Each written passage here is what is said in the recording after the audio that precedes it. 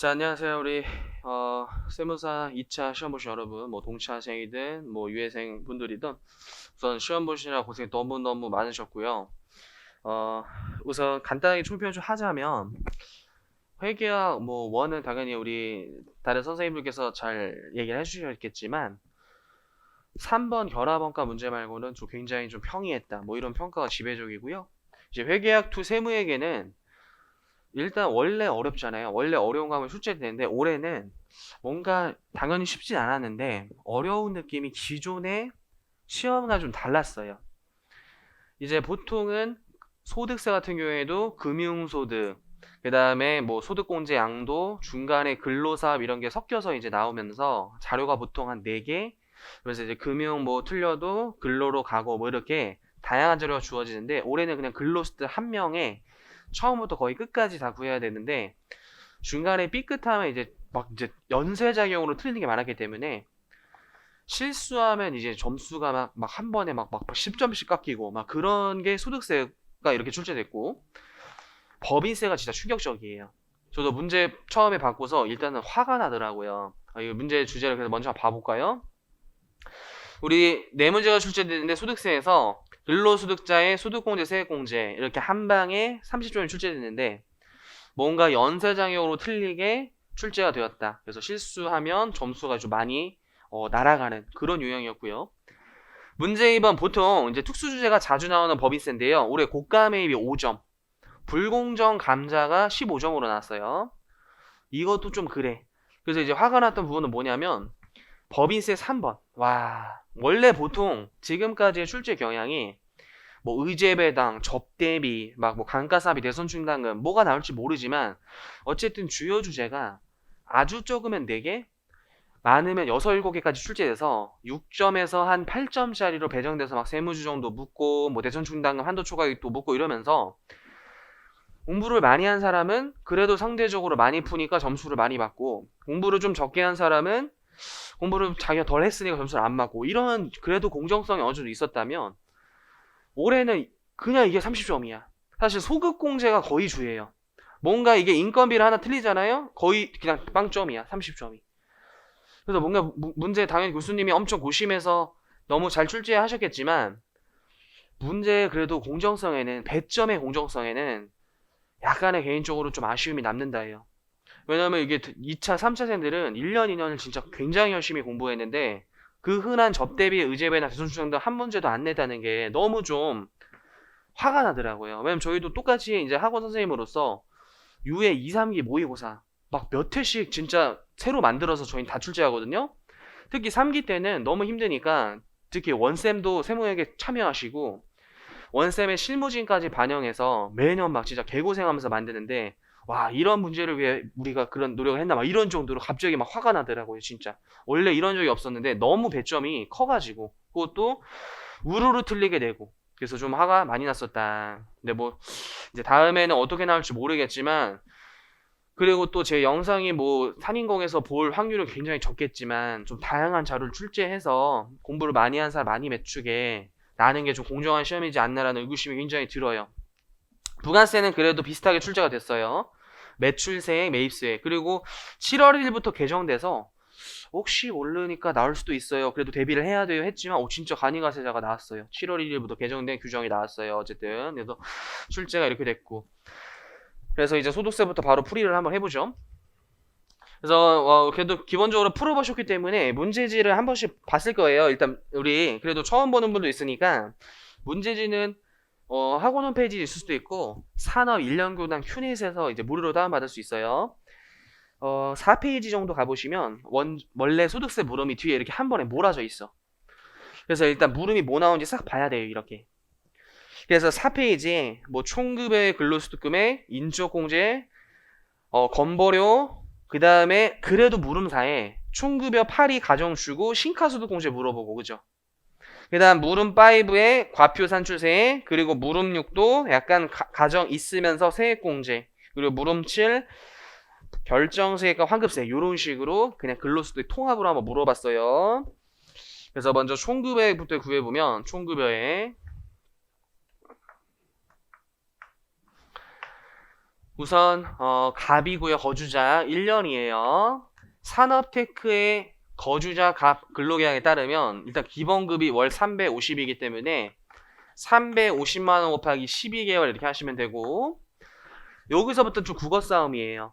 상여금은 연간 월 기본급의 600%이기 때문에 약간 띄어쓰기를 굳이 한다면 이런 느낌에서, 그죠? 연간 월 기본급의 600%. 그래서 350만 원 곱하기 600% 이렇게 하면 되고요. 이와는 별도로 직책수당, 우리 이름 모를 수당 일단 과세하자고 했었죠. 25만 원 곱하기 12개월 이렇게 하고, 항상 나오는 식대, 사내 식당에서 식사를 제공하고 있으면 이와는 별도 규정에 의해 월 15만 원의 식대 돈으로 지급한대요. 심지어 밥을 다 먹었어요. 그죠? 그럼 식사를 제공받고 있기 때문에 전액과세가 되겠죠. 15만 원 곱하기 12. 그리고 3번, 우리 회사는 시내 출장에 대해서 실제 교통비 같은 거 안 주고 어떠한 내부 규정이 있는데 직책별로 차등 지급하는 조건이 있지만 이거는 뭐 그렇게 중요한 단서는 아니에요.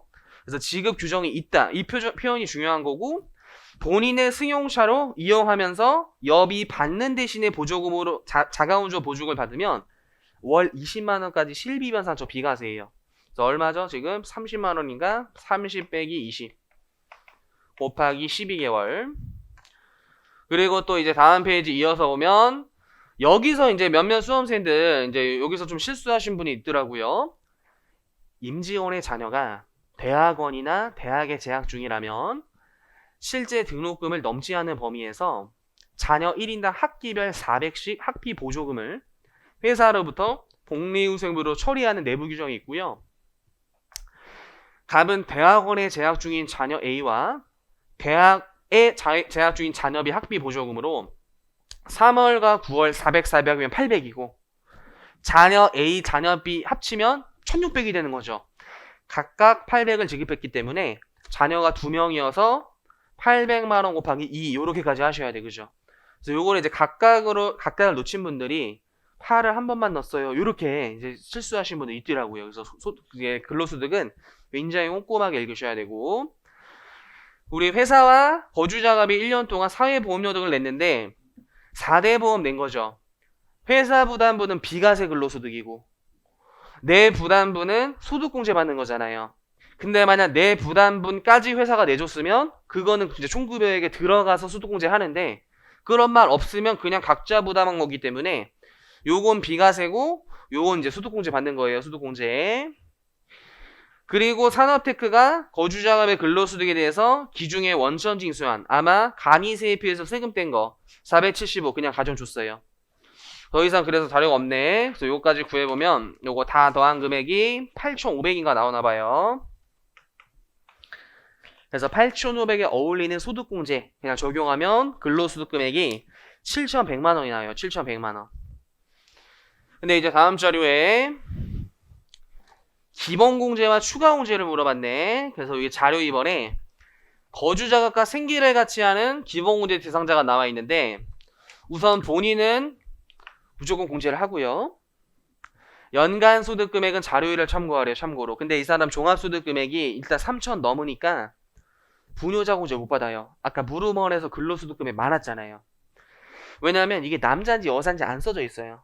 근데 어차피 연간 소득 금액 3,000 넘으니까 부녀자는 안 되고, 배우자는 나이 요건 무시하되 전업주부라는 표현 때문에 소득이 없으니까 이제 공제해주고, 모치님 이거 나이 이제 세야 돼요. 그죠? 2021년에서 1953 빼시면 68세가 나와요. 68세. 그래서 70세 이상은 아니기 때문에 경로자 공제 혜택 못 받죠. 그쵸? 경로자 공제 혜택 못 받고, 요 1,700만 원은 꽃표시를 쫓아가 봤더니 국내 상장 주식에 투자해서 배당을 먹은 거예요. 근데 기말 주식평가액은 어차피 이거는 우리 과세대상 소득이 아니기 때문에 페이크고, 위 연간 소득 금액은 원천징수하기 전 현금 배당 금액. 원천징수하기 전 2천만 원 이하의 배당 소득이기 때문에, 그리고 국내 상장 주식이니까, 그죠? 무조건 물리과세 소득이 무조건 물리과세 소득. 그래서 연간 소득 금액 합계액이 없는 걸로 봐서 공제되고, 자녀 A가 대학원 다니고 실제 나이 계산해보면 20살 초과예요. 그래서 나이 요건 위배됐고, 자녀비 같은 경우에 대학생이지만 장애인이라는 단서 붙어 있어가지고 나이 요건은 제한 안 받죠. 그쵸? 나이 요건 무시하시고 소득 요건 봤더니 없으니까 요거 주의하죠. 되면서 장애인 공제 들어가야 돼. 그쵸? 200 추가 공제. 그리고 자녀 C 같은 경우에 고딩이야. 고딩 지금 소득 없으니까 다 충족해서 되고. 그래서 우리 5명이면 얼마죠? 750만 원이고요.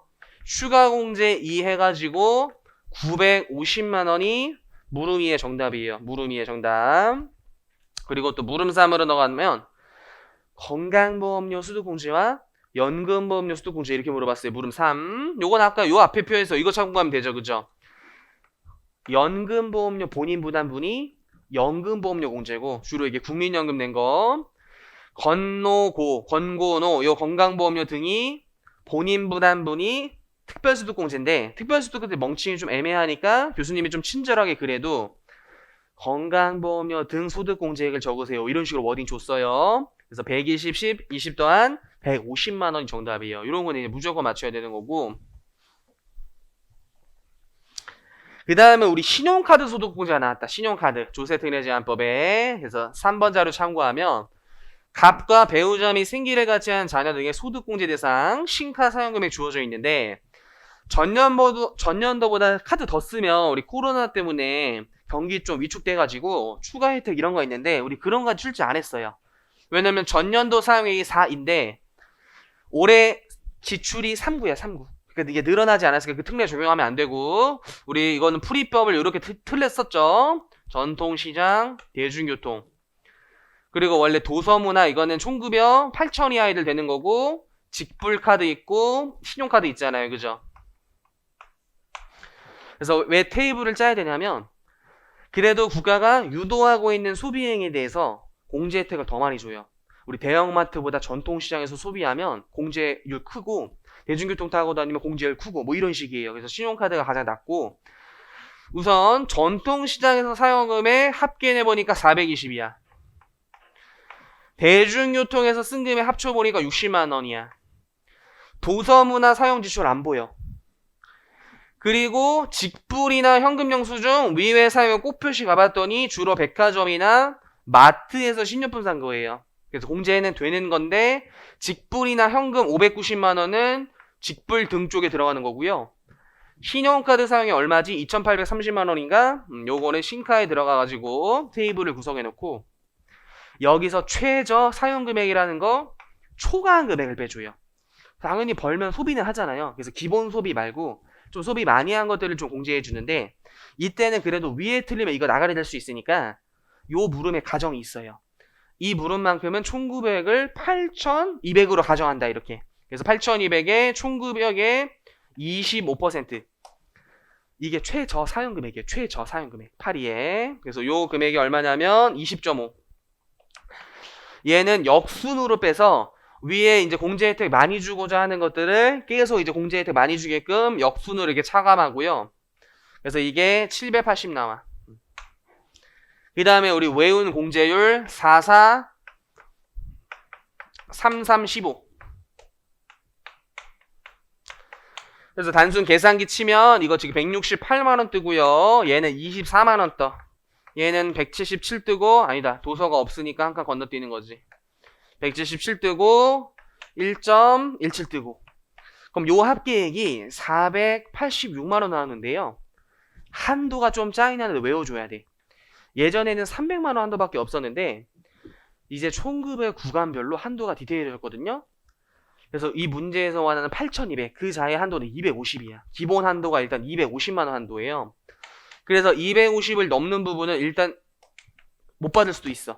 그래서 250이 기본 공제 한도고 이거 지금 넘어선 금액이 얼마냐면 236만 원이에요. 대신 이런 데서 정부가 원하는 그 소비 행위에서 쓴 거는 추가 공제 혜택이 있어가지고 요 금액과 100만 원 중에 작은 거, 요 금액과 100만 원 중에 작은 거, 요 두 가지 124만 원을 236만 원과 다시 비교해가지고 작은 124만 원을 공제해줘요. 추가 혜택으로. 그래서 기본 공제가 250이고 추가 공제가 124만 원이에요. 이 둘을 합하면 374만 원 이렇게 나와요. 네, 여기서 이제 좀 킬링이 대부분 이제 300 한도로 많이 출제되는데 250 한도로 출제돼가지고 은근히 좀 실수하신 분이 있고요. 넘어가서 그래서 물음 5는 그냥 물음 1부터 6 스르르 구하는 거니까 뭐 어렵지 않아요. 그래서 이거 해설만 보도 참고할 것 같고요. 그냥 세율표 집어넣는 내용이고 세액공제를 또 풀어보면 세액공제가 우선 여기도 여기 어디 갔냐? 여기 있네. 일단 세액공제 근로소득 세액공제 당연히 근로자니까 근로소득 세액공제를 받을 수 있는데 요거 테이블을 줬어요. 법정산식 줬으니까 그냥 숫자 그 법정산식 테이블에 넣으면 50만원이 나올 거예요. 50만원 그건 해보시고 자녀세액공제 다시 요 테이블 보면 A, B, C 3명이 있는데 A는 20살 초과해서 못 받아요. 왜냐면 기본공제 대상자만 받을 수 있잖아요. 그죠? 그리고 7세 이상이어야 돼. 7세 이상. 근데 대학생인 자녀 B는 20살 넘는데 장애인이시다 보니까 나이의 요건을 무시해버려요. 그러니까 기본공제 대상자에 해당되고 고딩도 되고 그래서 2명이에요. 2명. 그래서 자녀수 공제 2명일 때 30만원이잖아요. 30만원, 15, 30, 뭐 이렇게 올라가는 거 50 이렇게. 그리고 출산 입양은 없으니까 뭐 해줄 거 없고 그래서 자녀세액공제 30만원 하고 보험료세액공제가 여기 나와 있어요. 갑은 본인을 피보험자라는 자동차 손보 130만원 100만원 한도로 해주잖아요 우리. 그리고 일반 보장성은 12%야. 두 번째 자녀 B가 장애인이신데 장애인을 피보험자라는 보험료도 똑같이 100만원 한도인데 15%예요. 그래서 100 다 한도 걸리고 12, 15 때리면 27만원이야. 그쵸? 27만원. 개꿀이고 의료비세액공제로 넘어가면 여기 있네. 기본공제 대상자 위에서 지출한 의료비 그리고 실손 의료보험금 있으면 그거 빼서 계산해야 되는데 그거 지금 가입 안 쳤대요. 그리고 우리 약간 테이블이 이렇게 됐었지. 일반 의료비가 있고 특정 의료비가 있죠. 우리 일반 의료비는 아무리 많이 지출해도 700만원 한도야. 물론 뭐 총급여에 빼야 되지만 3%. 특정 의료비는 일단 한도 제한 없어요. 그죠?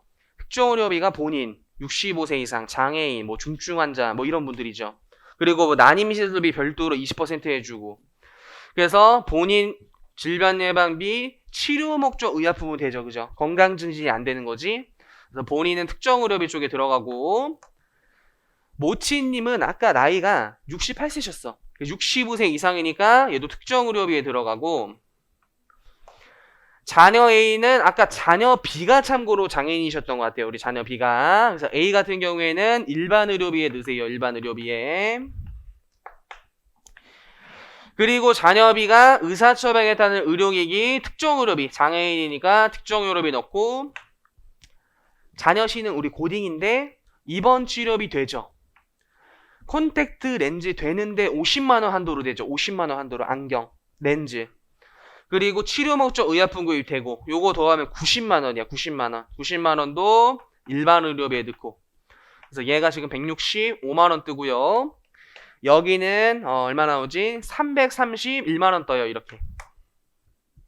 근데 우리 의료비를 이렇게 구하잖아요. 15% 공제율인데 뭐가 까다롭냐면 일반 의료비는 아무리 지출해도 700만원 한도라는 게 좀 존재하는데 어차피 안 걸리기는 해. 165여서. 근데 최저 사용 금액이 또 있어. 최저 사용 금액.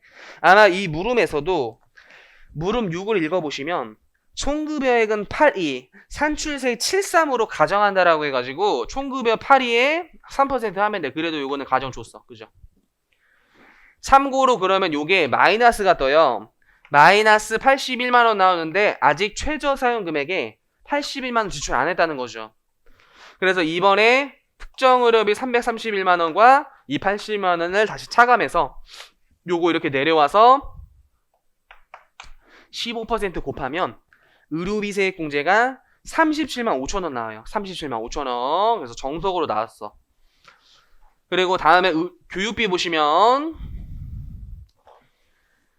갑의 기본공제 대상자에 지출한 교육비가 있는데요. 학자금 대출 안 받았고 소득세, 증여세, 비과세 되는 금액 없고 모친분께서 우리 대학교 다니시거든요. 지금 모친님께서 이거 자료 쪽 하나 가져가세요.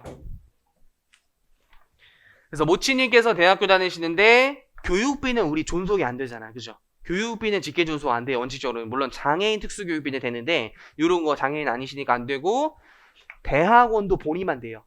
대학원도 본위만 돼요. 자녀비 대학교 되는데 900만 원 한도로 되잖아. 그쵸? 950인데 900만 원 한도로 되잖아. 자녀씨는 고딩인데 교복은 우리 50만 원 한도로 되고요.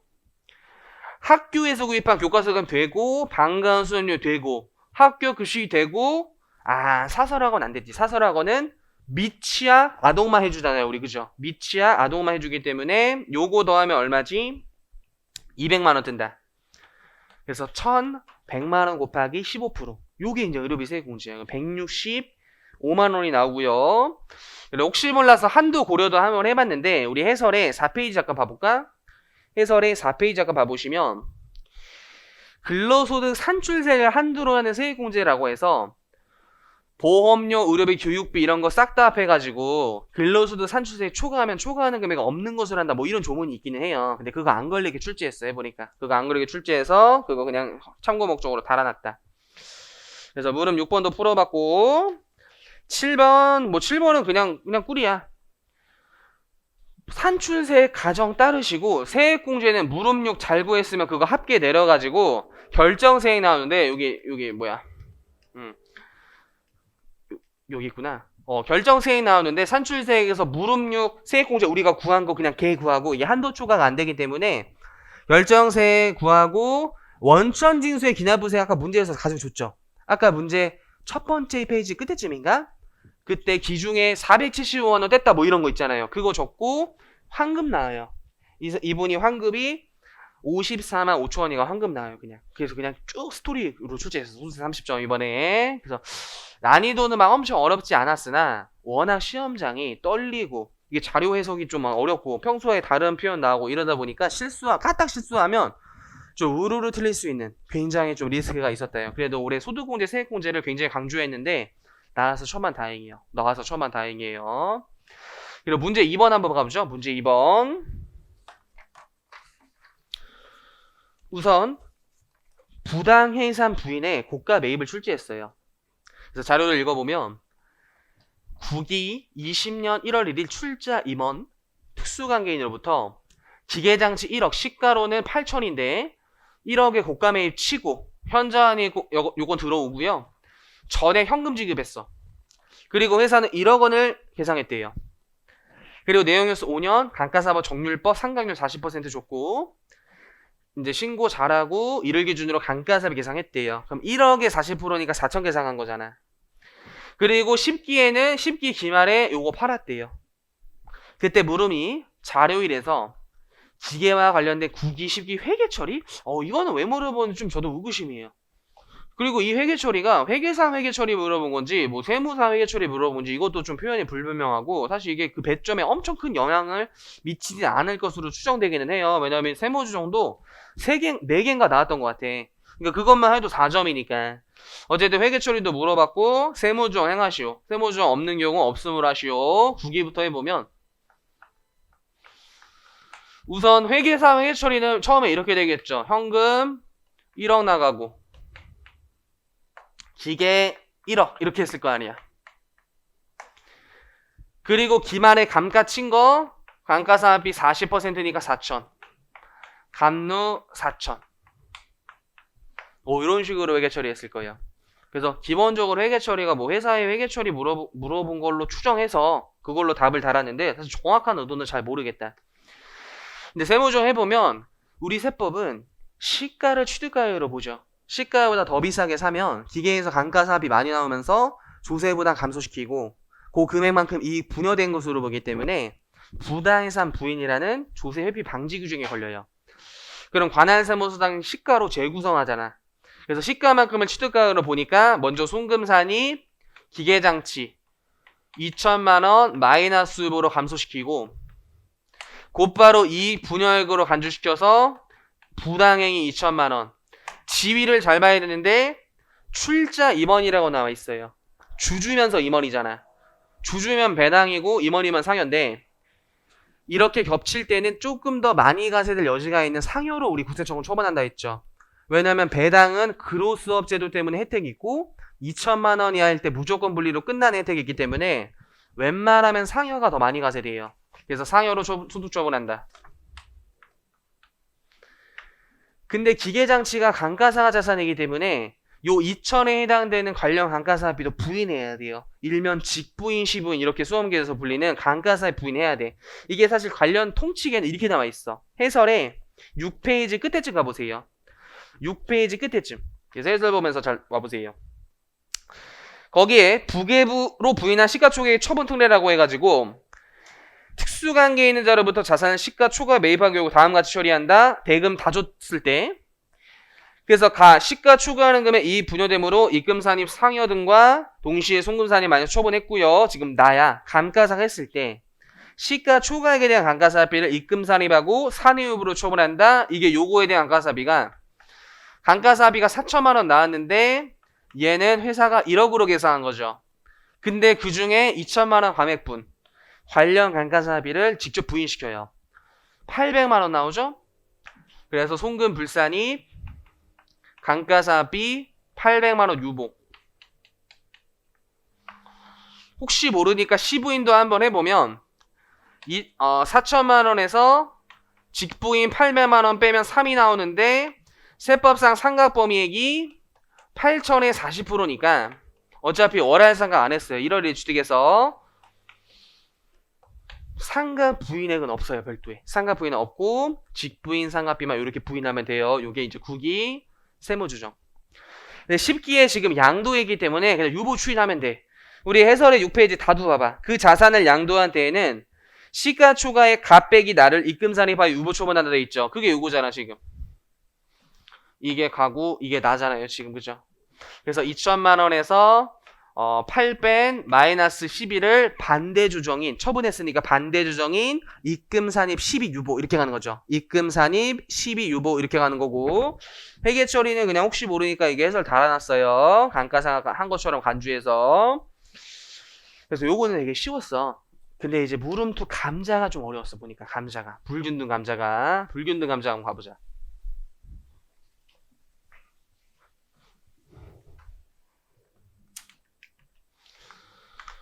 그래서 물음이 일단 3개나 있어요. 감자에 대한 물음을 한번 살짝 보면, 첫 번째는 자료 2에서 A가 감자 대가로 한 주당 4천 지급하는 경우 계산 과정과 답안 양식 제시하시오. 이때 8천 지급한 거, 14,000 지급한 거, 이 3가지 물음이 모두 감자에 관한 내용이고요. 답안 양식은 한번 참고해 보세요. 물음 2로 한번 가볼게요. 물음 2, 물투. 그래서 일단은 저희 학원 연습서와 강의 때 이제 했던 그 풀이 방법으로 한번 해보죠. 첫 번째 일단 현저하게 검토해야 되는데, 감자는 감자전 한 주당 평가액이 시가예요. 감자전 이게 중요했죠. 그죠? 그래서 감자전이 10,000원이고요. 그리고 물음 2에서는 얼마 줬다라고 했었지? 4,000원을 지급했고, 요 차액이 현저하면 불균등 감자라는 부당행위계산 부인에 걸리거든요. 그래서 감자전 시가의 30% 요거보다 한참 커요 이게. 그래서 현저한 요건에서 들어와요. 부계부 해당돼야 돼. 부당해산 부인이야. 그럼 두 번째로 우리는 감자 후 한 주당 평가액 구했었어요. 감자 후 한 주당 평가액. 그래서 원래 감자전에 3만 주의 주식이 있었기 때문에 이 기업 가치는 3만 주 곱하기 감자전 한 주당 평가액 10,000원이었고, 우리 감자라는 건 지금 무상 감자가 아니고 4,000원에 돈을 줬기 때문에 유상 감자예요. 근데 균등하게 감자를 안 하고 특수관계인, 특히 가족끼리 불균등 감자를 해서 한쪽의 손실은 한쪽의 이득이 돼 이게. 그래서 결국 제로섬이 되는데, 이게 특수관계인 간에 부의 무상이전이 일어나서 원래 증여세 조문에 있어요 이게. 근데 법인끼리 거래면 법인세법 부당해산 부인 적용돼. 왜냐면 영리법인은 증여세를 안 내고 다 법인세를 내니까. 그래서 법인세 부계부 조문에 그냥 상증세 조문 준용한다 이렇게 되어 있어요. 원래는 증여예요 여기야. 이게 불균등 비율을 통해서 원래 균등화하는 게 상법상 원칙인데 주주 동의 있으면 불균등이 돼. 그러니까 가족끼리 야 우리끼리 그냥 허가하자. 그 별도로 무효에 취소해서 걸지 말자. 이렇게 불균등 해버리면 그 주주 사이에 부의 무상이정이 일어나요. 그때 증여세를 안 내면은 조세회피가 되기 때문에 증여세 내는 건데 법인끼리는 부당행위로 들어가는 거야. 그래서 지금 감자와 한주다평가에 구해보면 만주를 4,000원 줬기 때문에 이게 기업 돈이 나간 거예요. 만주에 4,000원. 그래서 빼기가 된 거고 이게 감자우 기업 가치야. 감자우 기업 가치야. 원래 이게 3억인가? 3억이었는데 4천만 원의 현금 지급되면서 감자하면서 자본금 태웠으니까 2억 6천이 된 거잖아요. 그죠? 감자우 기업 가치 2억 6천 된 건데 감자우 지금 한 주당 평가에 구하는 거니까 감자우 주식수 2만 주 이렇게 나누면 이게 얼마지? 13,000원. 이게 감자우 한 주당 평가액이에요. 평가액도 써줄까? 근데 이때 이거는 잘 생각해야 돼. 외우면 안 되고 몇 번 생각해야 되는데 지금 테이블을 보면 갑을 정이 감자를 하고 병은 감자를 안 당했어요. 그죠? 그럼 이때 감자를 당한 게 좋을까 안 좋을까 이거를 생각해야 돼. 원래 감자전 내 주식의 평가액이 10,000원이었어요. 근데 이제 감자 당하면서 얼마를 받아왔어? 4,000원밖에 안 받았잖아. 그럼 지금 받아온 게 좋은 거예요? 안 좋은 거예요? 안 좋은 거잖아. 그지? 안 좋은 거잖아. 10,000원보다 더 받으면 좋은 건데 10,000원에 10,000원 받으면 그냥 또이또이인데 10,000원짜리인데 4,000원밖에 안 받았잖아요. 그래서 오히려 감자 당한 애들이 손실이야. 가만히 있는 놈이 이득이야 지금. 근데 이게 어떤 이제 풀이법에서는 이제 복잡한 논리도 다 설명드리는데 이렇게 주식수 변동이 없는 애를 기준으로 구하는 게 심플하니까 주식수 변동이 없는 병의 이득을 구하는 거예요. 이득인 거는 한번 생각을 해야 돼. 이렇게 감자 당한 애들이 손실이고 가만히 있는 애가 이득이 생겨요. 지금 병의 이득은 이렇게 되겠지. 원래 10,000원짜리였는데 감자 후에 10,000원 됐잖아. 가만히 있었는데 3,000원이 올랐잖아. 그쵸? 가만히 있었는데 3,000원 올랐잖아. 근데 얘가 몇 주 갖고 있어? 8,000주. 그래서 2,400만 원이 병의 이득인데 법인세법상 부당행위는 항상 특수관계인 간의 거래일 때만 적용해야 돼요. 그래서 이 병과 특수관계인자한테 분여받은 이익을 계산해야 돼. 그래서 문제에서 이런 단서가 있어. 모두 영리연금법인이고 갑과 병은 특수관계인이고 나머지는 특수관계인이 아니다 이렇게 되어 있죠. 그리고 우리 풀이 방식에서는 이득을 얻은 사람을 위쪽에 세팅해 놓고 손실을 얻은 정을 왼쪽에 집어넣어 가지고 병의 이득이 이사예요. 근데 특수관계인인 갑한테 분여받은 이익은 얼마냐 이거 구하는 건데 감자 비율만큼 분여받은 거예요. 감자 비율만큼. 그래서 얘가 40%. 그럼 2,400의 40%는 960만 원이고 을 참고로 구해보면 2,400의 20%가 480만 원이고 정도 40%니까 960만 원인데 요게 부당해산부인 조문이에요. 부당해산부인 조문. 근데 갑은 손실을 얻은 거고 병은 이득을 얻은 거예요. 그래서 갑은 어떻게 세무조정해야 되냐면 병한테 뿌린 금액을 사회에 유출된 입금산입 960만 원. 귀속자가 법인이니까 기타 사회 유출로 수처분하고 병은 이익을 분여받았으니까 시행령에 있는 특수관계인인 불공정자본권을 분여받은 이익이 입금이에요. 그래서 960만 원 유보 주식을 늘리는 거야. 이렇게 이제 하시면 되는 거예요. 이렇게. 나머지 을과정은 뭐 특수관계에 해당되지 않기 때문에 법인세법상 과세무제는 없는 거예요. 그냥 법인세법상 과세무제 없는 거예요. 근데 이게 이제 오전까지도 이제 원쌤이랑 엑셀 돌리면서 검증한 건데요. 원래 총액법으로 구하는 또 느낌이 있어. 총액법. 총액법이 이제 뭔 소리냐면 요걸 이제 별애로 한번 잘 들어보세요. 별애로. 이게 그래서 해설해도 잘 달아내는데 이게 이해가 될지 모르겠다. 그래서 이제 말로 설명을 한번 해볼게요. 원래 감자 전에 갑을병정 있잖아요. 근데 갑이 즉 감자 전이야. 만주였죠. 그죠? 만주. 얘가 그냥 써보자. 6,000주. 얘가 8,000주. 얘가 지금 6,000주잖아. 그래서 30,000주였단 말이죠. 지금. 근데 감자전 한 주당 평가액이 10,000원이잖아. 그죠? 그럼 여기 그냥 10,000원 곱해. 그럼 갑의 부가 감자전의 이 주식 가치가 얼마냐면 1억이고요. 그냥 6개 지워볼게요. 이게 지금 감자전 부야. 얘는 6천, 얘는 8천, 얘도 6천. 그래서 3억짜리 기업이었어. 그죠? 근데 그 중에 갑은 1억, 을은 6천, 이런 식으로 주주의 주식가치, 자기 지분 비율만큼의 부를 갖고 있었는데, 이번에 감자로 얘한테 지금 얼마 줬냐면 4,000주 곱하기 4,000원 준 거잖아요. 그죠? 이거를 지금 갑한테 준 거 아니야. 그죠? 돈 주면서 주식 다시 반환한 거잖아요. 그죠? 태워버린 거잖아. 그리고 그럼 이제 16이 지급됐고, 감자 후 아까 2억 6천 요거까지 계산했었죠. 감자 후가. 왜냐면 이게 총 아까 얼마였지 이게? 4천만 원이었나? 그죠? 4천만 원이 감자 대가로 지급되니까 3억에서 4천 빼면 2억 6천이잖아요. 그러면 2억 6천 분의 감자 후 얘 주식 비율만큼이 갑의 또 주식 가치겠죠. 감자 후의 주식수는 문제에서 다 주어져 있어요. 얘가 6천주, 얘는 4천주, 얘는 8천주, 얘는 2천주 이런 식으로. 그러면은 2억 6천 2만 주분의 6천 이렇게 해도 되고, 아까 한 주당 평가액이 13,000원 있잖아요. 그죠? 그럼 6천주에 13,000원 곱해도 똑같이 나올 거예요. 이게 감자 후 얘가 7,800 있고, 얘는 52, 얘는 104, 얘는 26. 감자 후의 주주의 주식 가치가 이렇게 됐단 말이에요.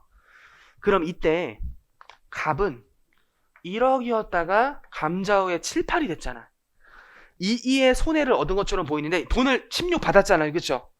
그러니까 1억에서 16 받았는데 또 7, 8의 가치가 남아있으니까 얘가 6의 손해를 얻었단 말이에요. 지금 감자 당하면서. 그렇죠? 이게 이해되나?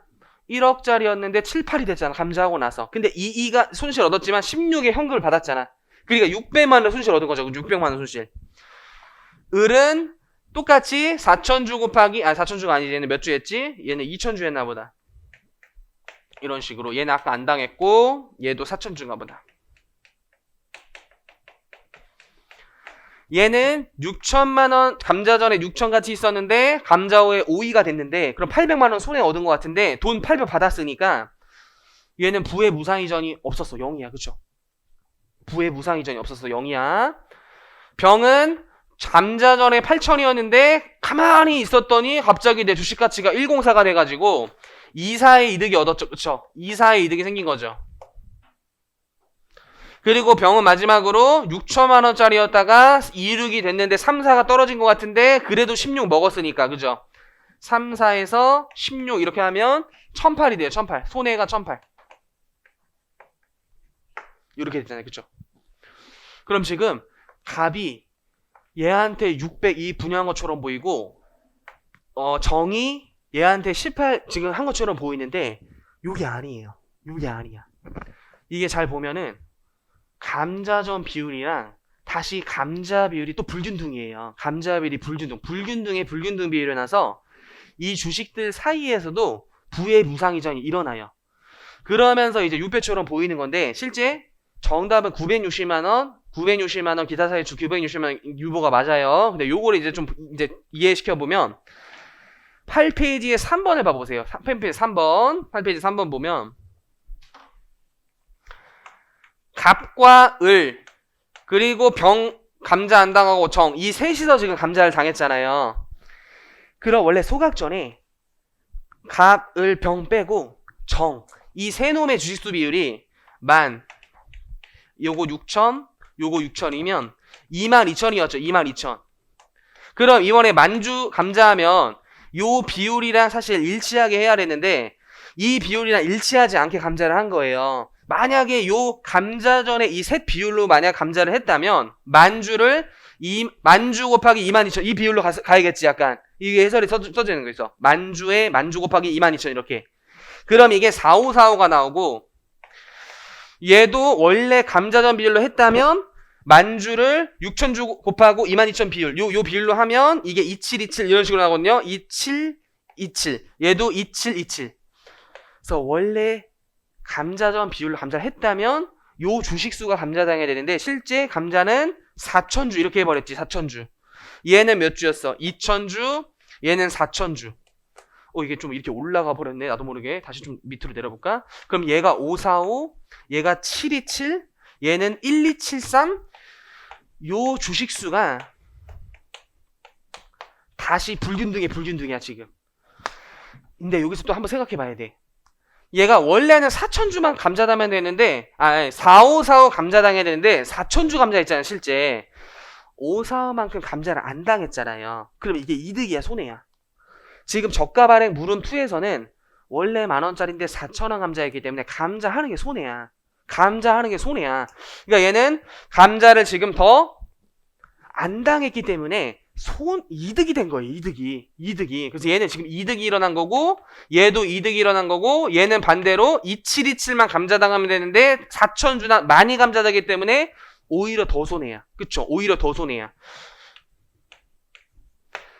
근데 지금 요 차이 있죠? 요 1800의 손해. 이 1800의 손해가 어떻게 구성되는 거냐면, 정의 1800의 손해는 칠판이 그걸 담을 수가 없는데, 1800의 손해는 이게 이 정의 손해가 얘한테 흘러 들어간 게 있고 병한테 흘러 들어간 게 있는 거예요. 병한테 흘러 들어간 거 우리 아까 원칙적으로 얼마였어요? 우리 아까 여기 정이 병한테 흘러 들어간 그 손해에서 이득은 960이었잖아. 그럼 나머지 주주한테는 1800에서 960 빼면 840이 흘러 들어간단 말이에요. 그죠? 그래서 이 1800은 다 병한테 간 것처럼 보이는데 그게 아니라 나머지 주주한테도 불균등이 일어나면서 뿌려진 거예요. 이 840분에 이 840만원 이 비율로 가봐. 840, 545 곱하고 1273 나누면 그게 소름 돋게 360이 나오거든요. 360. 그럼 이 중에 다시 얘한테 지금 360 간 거고 얘한테는 480이 간 거거든요. 이게 이렇게. 그럼 얘는 사실 원래 960에 여기 또 다시 한번 보자. 갑이 병한테 960 이익을 분여했잖아요. 손실 얻었는데 대신 정한테 이득 360을 얻은 거야. 플러스. 그래서 960 손실에서 360 이득이 얻어지니까 6배처럼 보이는 거예요. 근데 법인세법은 투수관계인 거래를 이익 분여한 것으로 부계부하기 때문에 우리는 이 테이블로 인해서 960만 원이 정답이에요. 960만 원이. 그리고 실제 이것도 그냥 실무랑 수어미에서 간략하게 풀이하는 방법이고 해설에는 우리 법정사실도 달아놨어요. 법정사실로 풀어도 딱 960 나와. 법정사실로 풀어도 960이 나와요. 그래서 이게 굉장히 좀 어려운 논제였어요. 왜 감자 전후가 금액이 다르지? 다시 불균등했을 때 요 감자 한 애들끼리의 이익과 손해가 또 움직여지면서 다시 또 부의 무상 이전이 일어나요. 그래서 이제 그게 안 맞아 보였던 거야. 그래서 굉장히 좀 어려운 문제였고, 이제 요것만 이제 검증하고 나머지는 그럼 쉬워지죠, 이제. 왜냐면 물음3는 현저한 이익이 그냥 안 들어와. 물음3가 맞네. 얘는 감자전 한 주당이 10,000원인데, 감자 대가로 8,000원 줬는데, 감자전 시가의 30% 이렇게 때리면, 헌정의 검토가 안 들어오기 때문에 그냥 부당해산 부인이 아니에요. 그냥 부당해산 부인이 아니다. 이런 결론을 도출하고 물음포를 이제 가보면 현저한의 검토해봤을 때 감자 대가가 13,000원이어가지고 10,000원의 30%한 금액과 딱 이상이니까 현저한이 이상이어서 이제 고가 불균등 감자가 됐는데 원래 이게 의제배당으로 넘어갈 수도 있는데 원래 일단 불균등 감자 먼저 하고 의제배당으로 가야 돼요. 근데 문제 자료에 취득가액이 없기 때문에 의제배당까지 안 물어본 걸로 추정돼요. 원래 의제배당 이슈가 될 수 있는데 자료에 취득가액이 제시되어 있지 않기 때문에 의제배당은 사실상 안 물어본 걸로 그냥 추정할 수밖에 없어요. 그래서 그냥 감자로 해설을 달았어요. 참고로 감자로. 소득세법은 취득가액 없으면 액면가액으로 본다 뭐 이런 규정이 있지만 법인세법은 그런 게 없기 때문에 취득가액이 없어가지고 의제배당은 안 물어본 것으로 해석이 돼요. 안 물어본 것으로. 그래서 감자로만 지금 해설을 달았어요. 그래서 감자 후 한 주당 평가액 또 구해보면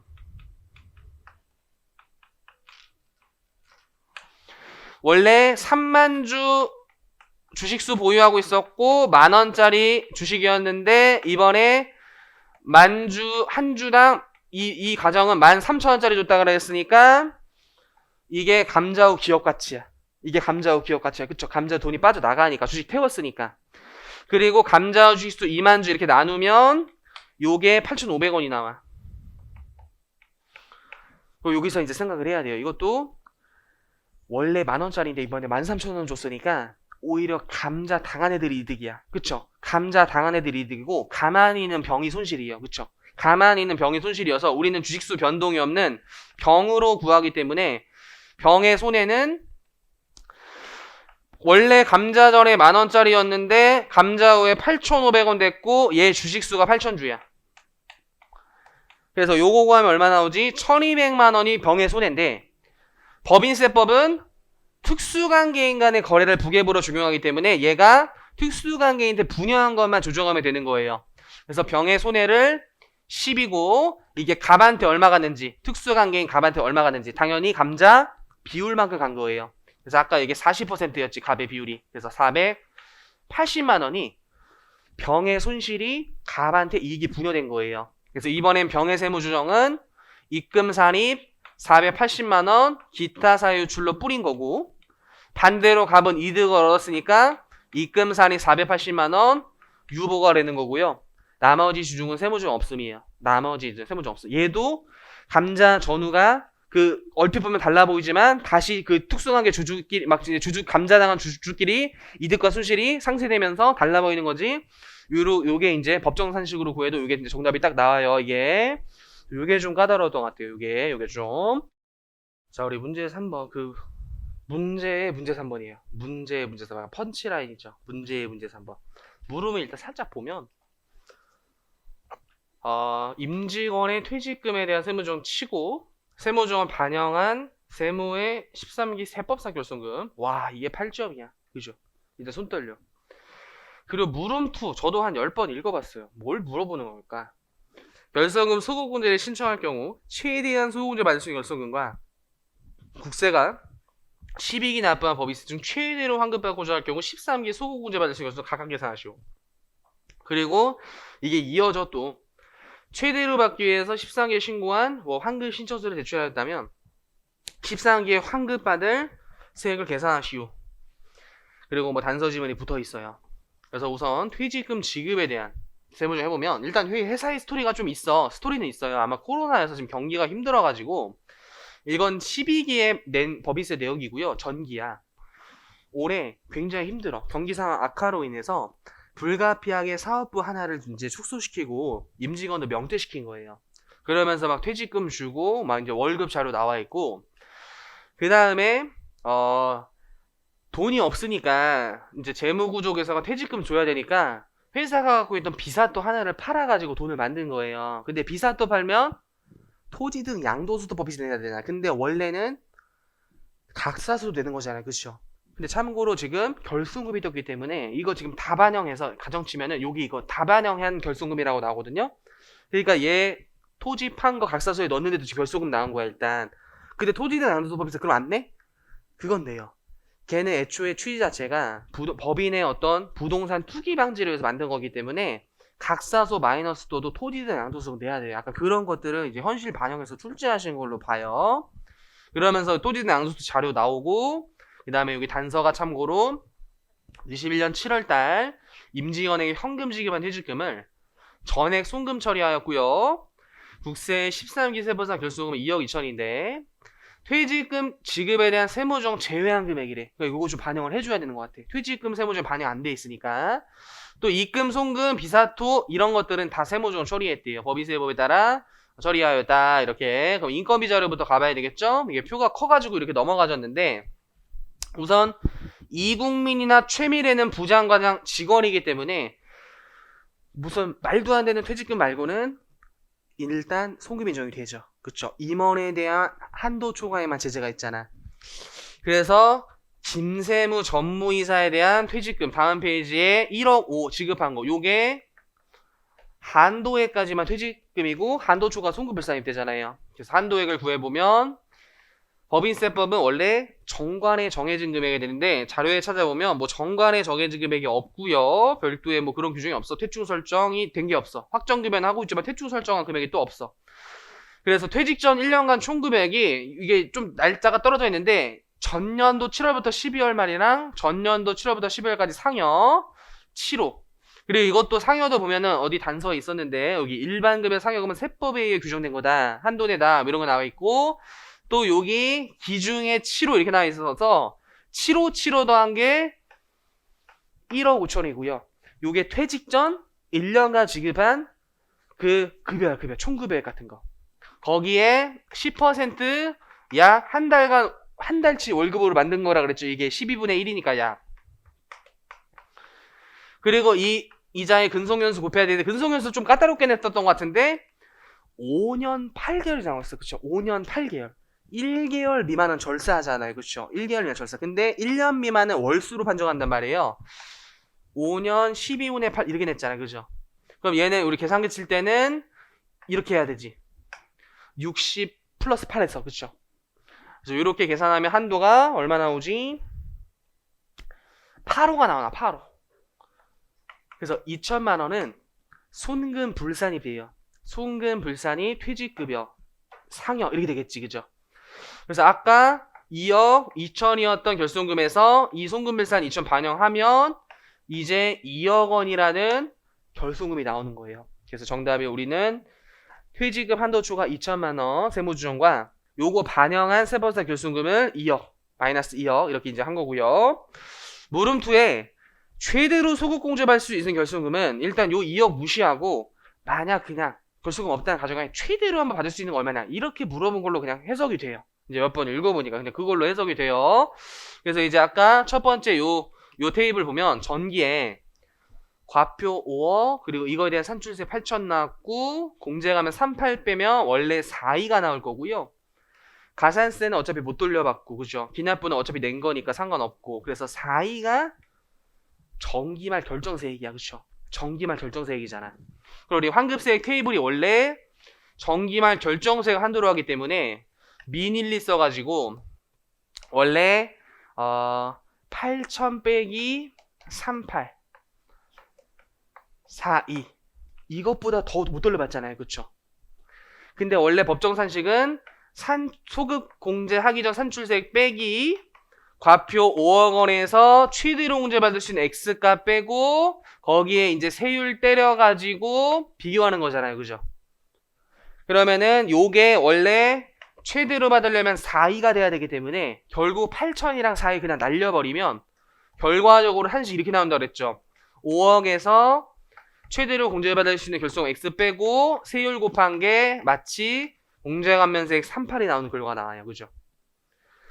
그럼 38을 만드는 과표를 찾으면 되는데 38이 지금 2억 초과 구간이기 때문에 2억까지는 10% 적용해서 2천만 원이고 그러면은 18이 더 필요하니까 18은 2억 넘어서 20% 이렇게 역산해보면 1800을 20%로 나누면 되겠지. 그럼 이게 9천만 원 나오나 봐. 그래서 2억 9천일 때 3,800이 나오기 때문에 요 5억 마이너스 X가 2억 9천이 되게끔 해야 돼요. 그래서 X값은 2억 1천이 되는 거지. 결론이 X값은 2억 1천이 되는 거다. 이걸 최대로 공제받을 수 있는 결손금 이렇게 달았고 그 2번에 이 19기 납부한 납부세액 중 최대로 환급받고자 하는 경우다. 이제 워딩이 그죠? 환급받고자 할 경우 13기 소급공제 받을 수 있는 건 얘가 2억밖에 없으니까 2억밖에 못 가겠지. 최대로는 2억 1천인데 얘가 2억밖에 없으니까 2억 소급공제했다. 요렇게 이제 답을 달았어요. 2억 1천 2억 이렇게. 그리고 이제 한 장 넘어가서 물음 마지막 거 3 보면 마지막 물음이 아까 뭐였지 우리? 이거였지? 최대로 이제 다 넘어가서 환급 신청했으면 13기 환급 받을 세 이거 물어봤죠. 근데 올해 얘가 재무구조 악화돼가지고 비사토 팔아가지고 그죠? 낼 거 있잖아요. 돌려받을 거 있고 낼 거 있으면 까는 건데 우리 전기에 토지대 양도소득 있으면 그거는 이제 환급 못 받는 건데 지금은 돌려받고 낼 거 있으면서 까서 퉁치는 걸로 출제하신 것 같아요. 이 국기법에서 그 약간 충당 환급 뭐 이런 거랑 연결시켜 출제하신 것 같고 상황을 좀 그래도 잘 출제하신 것 같긴 한데 그래서 요 내용 보시면 악화로 이제 비사토 팔았는데 요 비사토 양도 취득은 특수아닌 제3자 정상적인 금액을 받아서 부계부까지는 건드리지 말라는 거고요. 양도 내용이 양도 시점이 올해예요. 실지거래가 6억 원이 양도가액이죠. 그리고 장부가액을 빼서 구하는데 이 장부가액은 세무상 장부가액을 말하기 때문에 자본적 지출액이나 감가 같은 거 반영한 금액이에요. 물론 토지여듯이 감가는 없지만 건물이더라도 장부가액 구하는 건데 세무상 부가액이에요. 참고로 이게 이제 나중에 대법원 판례까지 갔던 사항이죠. 양도하면서 양도 비용은 토지 등 양도 구할 때는 공제를 해주지 않아요. 일단 부동산 투기 억제 취지에서 과세하기도 하고 개인보다 법인이 좀 우월한 지위에 있기 때문에 이거 굳이 안 빼도 뭐 헌법의 기본권 재산권 침해도 아니다. 그냥 안 빼준다. 이렇게 이제 판론을 내렸어요. 그래서 얘를 토지 등 양도 구할 때 안 빼주고 각사서 구할 땐 빠져. 그죠? 각사서 할 때 빠지는데 그거 다 반영이 돼 있다는 가정이 있어서 안 한 거고 장부가액이 소유권 이전 등기 쳤으니까 미등기 재산 아니고 실질거래가액이 이사온데 취득부대비용 취득세도 장부가에 들어가는 취득가액이 들어가니까 장부가에 들어가고 자본적 지출액도 장부가액이 들어가는 거죠. 그래서 2억 6천이 돼가지고 3억 4천이 과세표준이야. 거기에 비사토는 여전히 10%예요. 왜냐면 주택, 분양권 이런 거는 20으로 올랐잖아 올해. 그쵸? 20으로 올랐는데 미등기는 또 막 40이고 이런데 비사토는 여전히 10%야. 그래서 3, 4가 토지 등 양도소득 법인세예요. 근데 아까 2억을 만약에 이제 과거로 갔다면 얘가 2억을 만약에 과거로 갔다면 5억 빼기 2억 이런 식으로 아까 얼마였지? 그 산출세액이? 8천이었지. 8천에서 요거 빼가지고 세율면 우리 3억에 세율 곱하면 4천 나오거든요. 그래서 4이 결정세액을 4천만 원보다 작으니까 4천이 작으니까 4천을 돌려받는데 내야 될 3, 4랑 까서 600만 원 돌려받는다 이거예요. 4천 돌려받는데 3, 4 내야 되니까 까고 6 돌려받는다. 요런 스토리로 이제 출제하신 걸로 보여요. 그래서 해설에는 12페이지에 좀 자세히 달았어요. 관련 법령이랑 뭐 대법원 판례랑 추가 설명 같은 것도 아마 출제에서는 각사서 마이너스 뜰 때 토지 등 양도소는 그래도 내야 된다. 이런 것 같이 좀 이론적으로 반영해서 그래도 잘 출제하신 것 같은데 배점이 좀 너무 큰 것 같다. 배점이 좀 여러 개도 출제하고 이런 것도 출제하고 이랬으면 참 좋겠다. 이런 개인적인 바람입니다. 부가세 풀고 우리 이제 끝내죠. 부가세는 좀 상대적으로 평이했다.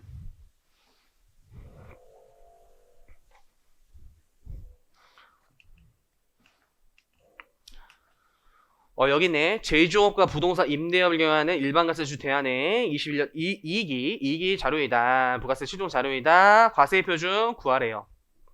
첫 번째 10월 1일 본사건물 일부에 대한 임대계약을 체결했는데 임대기간 개시일이 10월 3일부터 내년도까지 있고요. 10월에 보증금 730을 수령하였다. 기말 현재 이자율 주어졌어요. 그럼 간주 임대료 구해야 되는데 중요한 건 730 곱하기 연 이자율은 괜찮은데 일수가 그래도 좀 함정이었어. 그래서 원래 부가세법 통치에는 전세보증금은 사용하거나 사용하기로 한 때 이렇게만 나와 있는데 그 사용하거나 사용하기로 한 때의 정확한 기준은 임대기간 개시일부터예요. 그래서 계약금 수령한 날도 아니고 보증금 수령한 날부터 사용하거나 사용하기로 한 때 이미 개시일부터로 일수를 셌어요. 그래서 10월 3일부터로 계산했기 때문에 12, 11, 10 더하고 2 빼면 되겠지. 그죠? 3달 더하고. 그럼 그게 며칠이지? 90일인가 보다. 그래서 90일, 365 이렇게 이제 해설을 달았고요. 216만 원이 튀어나와. 2번 21년 10월달 제품 A를 운송비 5만 원과 하자보증금 15만 원 포함해서 200만 원에 판매하고 판매단용이 10차가만 190 수령했는데 대가의 일부로 받는 운송비 하자보증금 일단 얘는 공급가액 포함하는 거고 얘는 공제하지 않는 항목이에요. 공급가액과 무관한 금액들이야. 판매장려금도 공급가액 결정 당시 한 무관한 금액이어서 공제하면 안 되는데 공제가 돼버렸죠. 지금 공제되지 않은 이렇게 구해도 되고 190에서 10만 원 더해도 되고 그냥 공제한 데 200 구해도 되고 그래서 200만 원이고요. 다음 페이지로 넘어가서 3번에 21년 10월달 B를 거래처 ABC에게 시가 100만 원에 판매했고 ABC에게 제품 인도시 50만 원 현금으로 수령했대요. 단 40은 ABC에게 적립해준 자기 적립 마일리지로 결제받았으니까 일단 40 날리고 10만 원은 S카드니까 제3자야. 제3자가 제공한 마일리지로 결제받았다. 대안과 S카드는 특수관계인도 아니고요. 마지막에 결제액에 대해서 거래에 속한 월 말일 S카드로부터 전액 보전받았기 때문에 이 10만원 보전받았죠. 그럼 먼저 마일리지 외 결제받은 50만원이랑 제3자 마일리지는 보전받았거나 보전받을 금액 더하는 건데 10만원 보전받았으니까 60만원이 정답이고 60만원이 4번에 11월 1일에 판매가 600의 제품씨를 잔금의 수일에 인도하기로 했고 그 다음에 뭐 계약 체결하면서 약정일 다음과 같다. 그래서 계약 시점부터 계약 수령일 다음날부터 인도일까지가 6개월 넘고 대금을 분할해서 받았으니까 2회 이상 분할 이거 계약금 빼고 2회 이상 분할해서 중간지급 조건부에 해당돼요. 이거 뭐 너무 쉬운데 이거 그냥 1000만원만 들어가는 것 같은데 요게 요 해당되는 게 그죠. 그래서 1000만원이 아니라 오타네. 죄송해요. 이거 100만원이다. 100만원 그죠. 600이니까 1, 3이 돼야 될까. 죄송해요. 100만원에 100만원 100만원이네요. 또 다음 페이지로 가보면 소비대차네. 이건 작년에 나온 거랑 똑같이 냈더라고요. 거래처로부터 원재료 100만원을 사용한 후 12월 달에 동종 원재료를 시등원가백 시가 120을 구입해서 반환했다. 사실 조문 표현을 빌리면 금전 외에 대가를 수령하는 거잖아요. 그죠? 내가 공급한 재화의 시가이기 때문에 내가 준 원재료 120만원 요게 정답이고요. 항상 나오는 거지 이거. 외화로 받은 거. K사 $10,000 계약 체결했는데 선정일자가 공급시기야. 근데 공급시기 전 $3,000를 12일을 수령해서 315로 환가했어. 공급시기 전에 환가한 건 환가금액 쓰고 공급시기 후에 수령한 $7,000는 환가금액 쓰는 게 아니라 공급시기란 개념 자체가 공급이 확정된 시점이기 때문에 공급시기 이후의 상황들이 이 공급가에 영향을 미쳐서는 안 돼요. 따라서 공급시기의 환율 아까 선정일자가 15일이다 보니까 15일자에 1,100원을 곱하면 이게 얼마 나오지? 1,085만원 이렇게 나왔나봐요. 1,085만원. 그래서 부가세는 되게 좀 쉬웠어. 그죠? 굉장히 평이 있고 마지막에 요거 좀 실수하신 분들이 있어.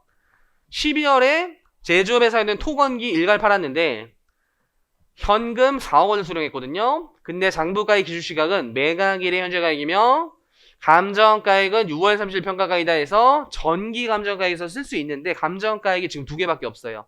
기계단체 감정가액 없잖아요. 감정가액 비율을 안분하는 건 모두 있어야 돼요. 감정가액이 모두 있어야지만 감정가액 쓰는 거고요. 감정가액 하나라도 없으면 이제 다음 후순인 테이블인 기준시가 쓰는 거야. 근데 기준시가도 기계단체가 없죠. 그러면 3순위인 장부가액 하고 기준시가로 하는 건데 장부가 하고 감정가액 하신 분들이 좀 있는 것 같아요. 아니에요. 감정가액 모두 있을 때만 쓸 수 있는 거예요. 그래서 이건 일단 날리고 시작했어야 돼.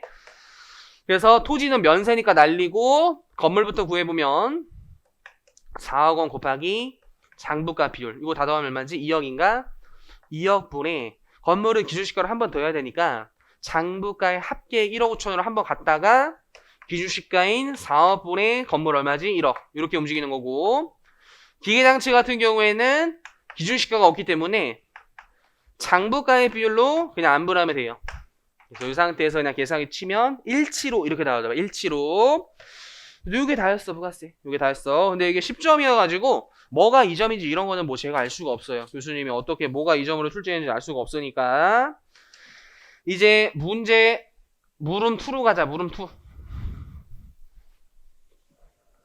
또 풀다가 두 번째로 애매했던 게 이 문제예요. 참고로 일단 물음을 보시면 물음이 어디 있지? 물음을 내가 날렸나 보다. 그러네.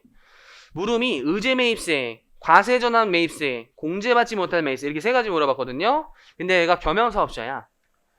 제주업을 영위하는 과세면세 겸용사업자예요. 그리고 과세기간 최종 10월부터 12월 자료이고 언급위험나 뭐 포함되어 있지 않고 세무서 잘 받았다. 그리고 3개월 동안 세무서 수취한 매입 내용 같다 해서 의제 매입세를 또 구해보면 저기 뒤에 있어 또.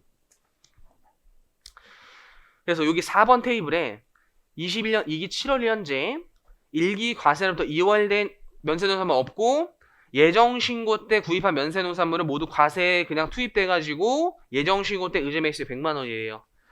그리고 10월부터 12월 31일까지 면세농산 8천만원 샀고 사용 내역이 주어져 있는데 8천 중에 과세에 38 썼어. 일단 38은 공제되는 거죠. 면세사업에 쓴 거는 제주 가공 안 했죠. 기말재고는 아직 어디에 쓸지 모르니까 겸용사업자 준용해서 안 보내야 돼.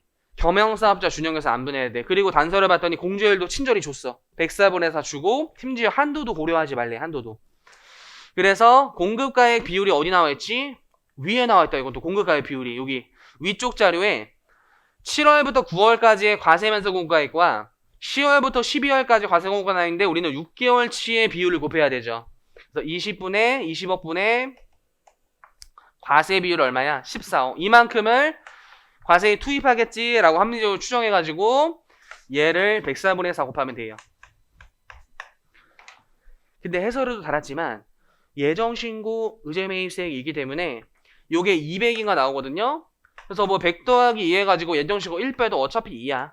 그래서 그냥 간소하게 푼 거예요. 참고로 간소하게. 원래는 이제 6개월치 구해서 3개월치 정산하는 거잖아요. 그죠? 예정신고 100이랑 과세한 최초 3개월 2 더하고 어차피 예정신고 1 빼면 어차피 답이 200이야. 어차피 답이 200이야. 그래서 의제매입세액 쉬웠고 과세전환 매입세액은 뭐 더 쉬웠어. 이거는 뭐 어디더라?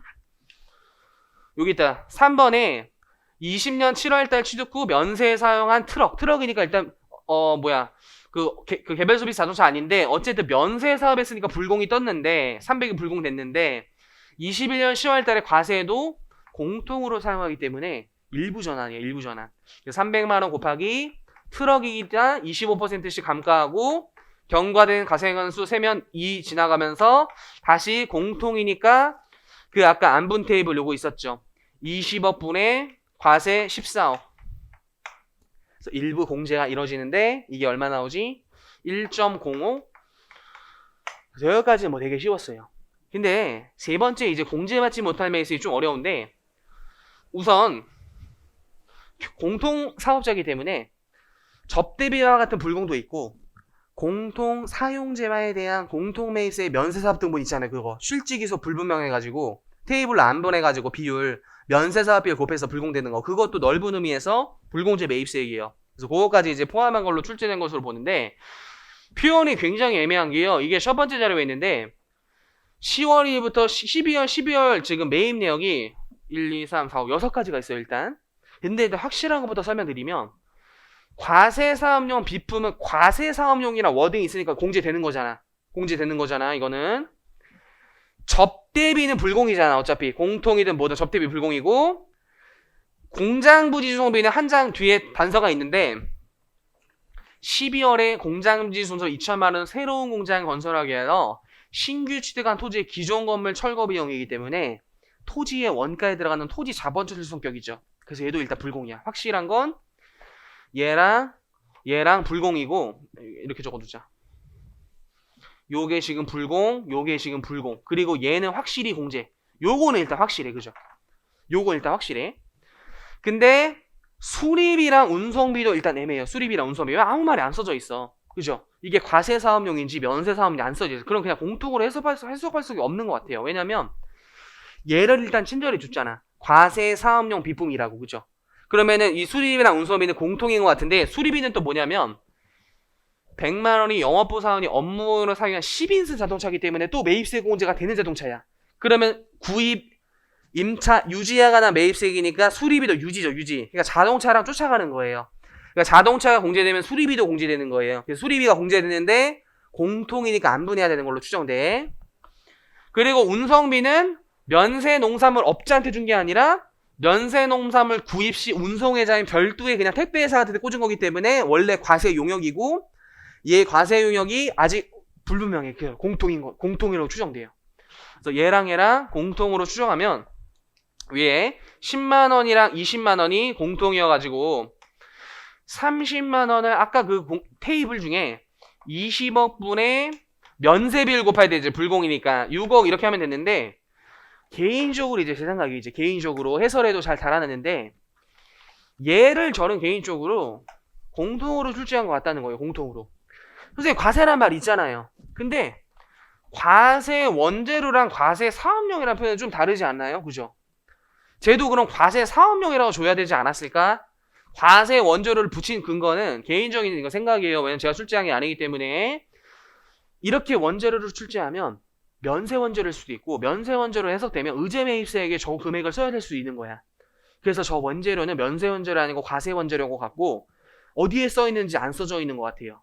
그쵸? 과세 사업용이라는 단어는 없잖아. 그죠? 왜냐면 얘는 과세 사업량 어디로 친절하게 줬잖아요. 그죠? 그러니까 얘도 왠지 공통인 것 같아. 근데 이것도 너무 그냥 문제를 좀 부실하게 개인적인 생각은 그냥 표현이 좀 부실했다. 야. 사실 결론은 표현이 부실했다.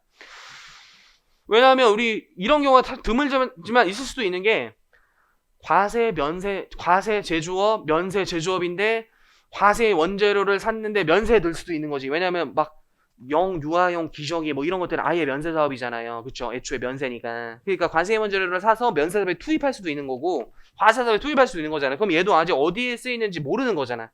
만약 그렇게 출제했다면 얘도 지금 공통이 되는 거예요. 얘도 공통이. 그죠? 얘랑 공통으로 출제하지 않았을까? 왜? 얘만 과세 사업용으로 붙었으니까. 어차피 이거 접대비는 불공이고 얘는 토지여서 불공인데 비품에만 과세 사업용 붙인 거 보면 왠지 공통 냄새가 난다. 근데 일단 결론은 표현이 부실했다. 좀 친절하게 써줬으면 좋겠다. 과세 사업용, 면세 사업용. 공통이고 실직이수 불분명하다. 보통 이렇게 출제가 돼요. 이렇게 나온 적이 없었어. 그래서 또 이것도 약간 이슈가 돼요. 그래서 일단 해설을 두 가지 살았는데 얘를 공통으로 해석하면요. 이거까지 이제 넣어가지고 이렇게 불공을 계산하면 389만 원이 나오고요. 얘도 그냥 과세 사업용이다 뭐 이렇게 해석을 해버리면 239만 원인가 나와요. 239만 원인가. 어쨌든 표현이 뭐했다. 에이 이런 거 좀 아쉽다. 그래서 마지막 이제 간이가세자 풀고 해설을 마치죠. 과세사업 여기 있다. 간이가세자 마지막이네요. 이제 납부세부터 뭐 껌이죠? 공급 대가의 공급 대가의 업종별 부가가치 어딨지? 아 여기 있네. 이제 7월 1일부터 20%인가 봐요. 그리고 세율 때리세요. 132만 원인가 나오나 봐요. 근데 재고 납부세액이 개정됐는데 출제했어요. 이것도 이제 7월 1일부터 이제 개정이 되는 게 전년도 공급 대가 기준으로 8천 넘었냐 안 넘냐 판정해야 되는데요. 바로 다음에 1월 25일에 신고를 해야지만 이때 이제 신고를 해야지만 세무서장이 8천 넘었는지 안 넘는지 알기 때문에 곧바로 바뀌진 않고 다음 7월 1일부터 바뀌는 거잖아요. 그쵸? 그래서 이때 7월 1일부터 바뀌는 건데 이때 얘가 이제 공제 혜택 이렇게밖에 못 받아요. 공급 대가에 0.5만큼 못 받아요. 이제 세금 계산서 같은 거 받으면 예전에는 수치세 공제라고 해가지고 매입세액의 업종을 부가가치율 이렇게 해주던 걸 이제 뭔가 범위도 커지고 8천으로 커지고 이미 업종별 부가가치율에 매입 다 고려해서 빼주기 때문에 의제 매입세액도 삭제되고 수치세액 공제도 공급대가 0.5밖에 안 해줘요. 공급대가 0.5밖에 안 해줘요. 그러다 보니까 예전에 10% 받은 매입세액이 간이로 전환되면 이 공급대가 0.5밖에 못 받는데 10% 다 받았으니까 많이 받은 매입세액을 토해내라. 그게 재고 납부세액이야. 10% 많이 받은 걸 0.5밖에 받으면 안 되니까 토해내라. 근데 감가상 자산은 감가율주 반영해줘야 돼. 그게 이제 재고 납부세액인데 지금 두 가지 제품과 기기장치가 있어요. 그래서 사업 관련 현황 다음과 같고 부가세 포함되지 않은 금액이고 매입세 뭐 공제 받았다 뭐 이런 워딩이고요. 제품의 취득가액이 또 안 보여 하필. 근데 재고 납부세액은 취득가액이 불분명하면 시가로서 과세예요. 시가로서. 그래서 시가가 확인되니까 시가 150만 원 곱하기 10%. 그리고 사실 이거랑 비교하는 거지. 150 곱하기 150이 아니지 이게. 150에 공급 대가가 요거겠죠. 그죠? 공급 대가가 요거다. 공급 대가는 그죠? 공급 대가. 그리고 거기에 0.5 이런 식으로 되는 거예요. 사실 이런 식으로. 그죠? 그래서 이 차이를 원래 조정하는 거예요. 이 차이를.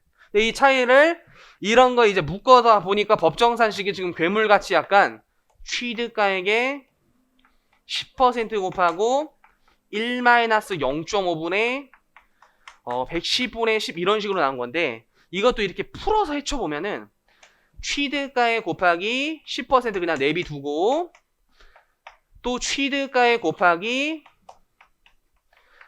100분의 10 곱하기 10분의 110 곱하기 0.5 이런 식으로 된단 말이에요. 0.5는 얘는 순서를 그냥 바꾼 거예요. 그럼 이게 10시 약분되면은 이게 공급대가가 돼. 그죠?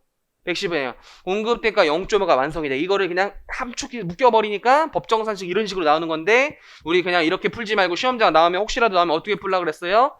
이게 그냥 0.945야. 그래서 계산기에 그냥 0.945 때리라 그랬죠. 그렇죠? 그래서 150만 원 곱하기 10% 곱하기 0.945야 그냥 답이. 어쨌든 논리는 한번 이해하면 좋으니까 논리 이해하고 시험장에서 그냥 0.945 곱하세요. 이렇게 된 거죠. 그럼 141750 이게 나오고 기계장치는 취득가 확인되니까 취득가액으로 계산하면 되는데 1000만원 곱하기 10%를 하되 감가를 반영하세요. 똑같이. 취득일자가 3월 20일인데 1월 1일로 간주하면 상반기 1월부터 6월까지도 1과세로 보기 때문에 1 지나가고 요것도 그냥 0.945 이 차액이 0.945예요. 요게 이 정답이야 또. 그럼 이게 708, 750 이렇게 나와가지고 이 둘을 더한 게 850, 500 이런 숫자가 나오고요. 마지막으로 세금 계산서 등 수치세액 공제는 여기 있네. 사업 관련 매입 내용 다음 같으며 세금 계산서도 모두 일반 과세대로 발급받았다. 세금 계산서 4사 영수증 아무 말 없는 영수증은 그 수치세액 공제 대상 서류가 아니에요. 세금 계산서나 신용카드 매출표표 이런 거잖아요. 그죠? 그래서 4사에 이거 개정됐지. 4사에 공급대가에 무조건 0.5야. 업종별 부가가치를 빼는 게 아니라요. 매입 쪽은 가장 낮은 5%였어. 근데 이게 공급대가로 바뀌니까 0.5로 바뀐 거지. 그래서 무조건 공급대가 0.5야. 요 금액이 22만원 이렇게 나와. 22만원. 그래서 간이가세는 모의고사에 낸 거랑 똑같이 나왔어요. 참고로. 그죠? 모의고사에 낸 거랑 진짜 거의 숫자도 거의 비슷해. 그래서 이렇게 회계학도 강평을 맞춰봤고요. 일단 수험보시가 고생 너무 많으셨고 이제 물론 제가 답을 단 게 뭐 교수님이 출제 의도가 다를 수 있어. 아까 같은 부가가치세 같은 거는 좀 표현이 좀 그래. 그죠? 그래서 이제 저희 그냥 개인적인 생각이 답이 다르니까 실제 뭐 정답은 어떻게 나올지 모르지만 그래도 뭐 작년 재작년 벌써 저희도 이제 3년째 답을 다는데 제가 그래도 틀린 적은 없었던 것 같아요. 틀린 적은 없었던 것 같다. 아직까지는. 그래도 뭐 나중에 어떻게 될지 모르니까 어쨌든 참고 목적으로 잘 보시고요. 고생 많으셨고 또 공부가 이제 3개월 동안 사실 이게 올해는 특히 세법학 원이 엄청 어려웠다. 이런 반응이 지배적이에요.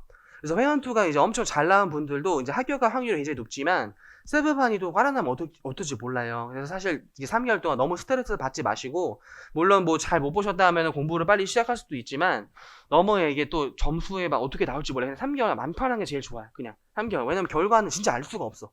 왜냐면 학원 선생님들 우리가 대표로 다는 거지만 교수님이 또 채점 어떻게 할지 모르는 게 특히 세법학. 특히 세법학은 엄청 어려웠어도 뭐야. 나 꽈랑 날 줄 알았는데 55점이네 막 이럴 때도 있고 나 한 60점 기대했는데 막 40점 나올 때도 있기 때문에 그냥 결과를 마음 편히 기다리는 게 가장 편해요. 물론 요즘 이제 막 여행 가기도 어렵고 이렇지만 그래도 너무 이게 스트레스 받지 말라는 취지에서 설명드렸고 고생 많으셔서 그냥 푹 쉬시고 좀 운동도 하시고 등산하고 심심하면 학원 놀러 오세요. 학원 놀러 와서 저희 할 일 많으니까 일 던져드릴게요.